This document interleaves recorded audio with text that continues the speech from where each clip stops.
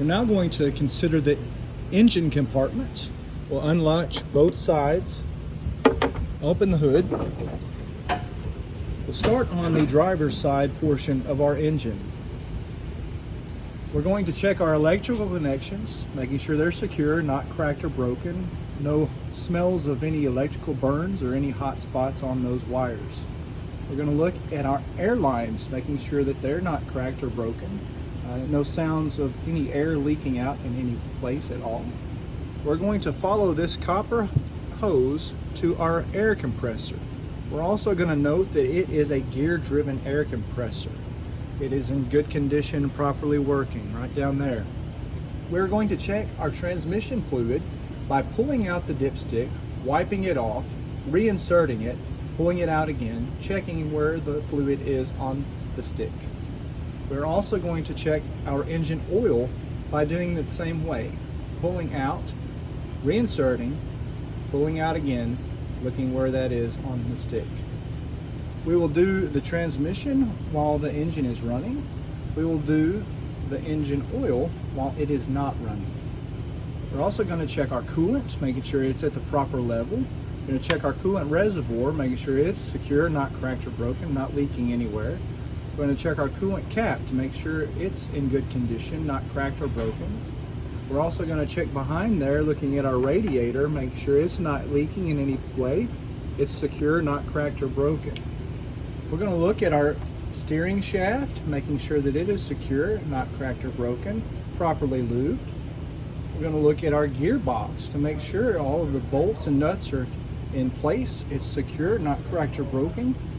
We're going to look at our pitman arm, which is this here, making sure it's secure, not cracked or broken. All the pins and keepers are in place. We're going to look at our drag link, making sure it's secure, not cracked or broken, or not bent in any way. We're going to look at our frame, making sure it's secure, not cracked or broken. No illegal welds on that. We're going to look at our power steering fluid reservoir, making sure it's at the proper level, that the reservoir is secure, not leaking in any way. Also making sure that we have a cap that has a good seal, it's not broken in any way. We're going to follow that hose down to the power steering pump to make sure that it is secure, not cracked or broken. Also note that it is a gear-driven pump. We're going to check our shock mounts, top and bottom, making sure they're secure, not cracked or broken. We're going to look at the shock itself to make sure it's secure, not cracked or broken, or leaking anywhere. We're going to look at our leaf springs, which is that there. We're going to look at the springs itself to make sure they're secure, not cracked or broken. We're going to look at our leaf spring mounts. We have a front and a back mount that we're going to check to make sure are in good condition, not cracked or broken. We're going to check these U-bolts to make sure that they're secure, not cracked or broken. That the nut is on the bottom of those, holding that leaf spring to the axle. We're going to check the axle itself to make sure it's secure, not cracked or broken. We're going to look at our tie rod to make sure it's secure, not cracked or broken or bent, and also the tie rod ends to make sure they're secure and properly greased. We are now going to look at our brake system. So we're going to check our brake lines to make sure they're secure, not cracked or broken or leaking in any way. We're going to follow that to our brake chamber, making sure it is secure, not cracked or broken. We're going to look at our slack adjuster, making sure it's mounted at a 90-degree angle with less than 1 inch of travel when pulled on. We're going to make sure all of our pins and keepers are in place and make sure that our push rod is present and in good condition.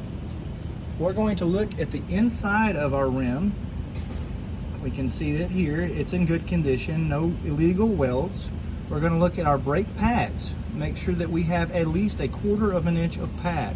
Make sure that they're in good condition, not cracked or broken. We're going to look at our brake drum as well to make sure that there's no hot spots from excessive heat.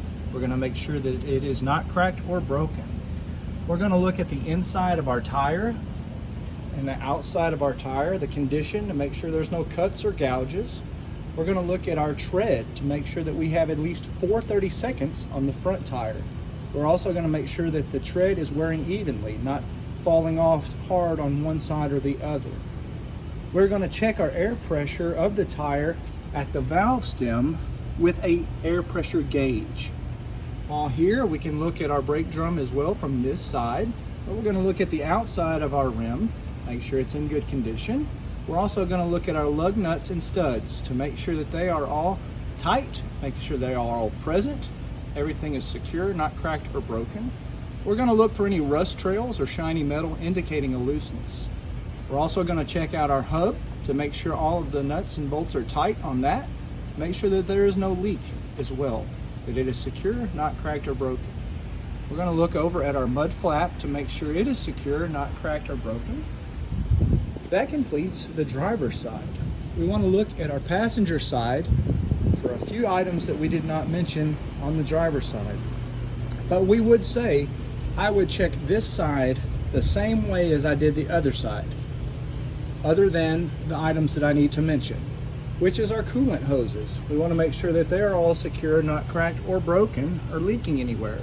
Our valves, we have a couple, one here and also one here. We want to make sure that they are secure, not cracked or broken or leaking. We want to check our belt to make sure it is proper tension. We want to make sure that it is not dry rot or cracked in any way. It's secure. We want to look at also our water pump to make sure it is secure, not cracked or broken or leaking. And note that it is a belt-driven water pump. We also want to look at our alternator and make sure it is in good working condition, that it is secure, not loose in any way, not cracked or broken. Also want to note that our electrical connections are nice and tight, no smells of hot electrical wires, and we see that there is no looseness. That completes the engine compartment.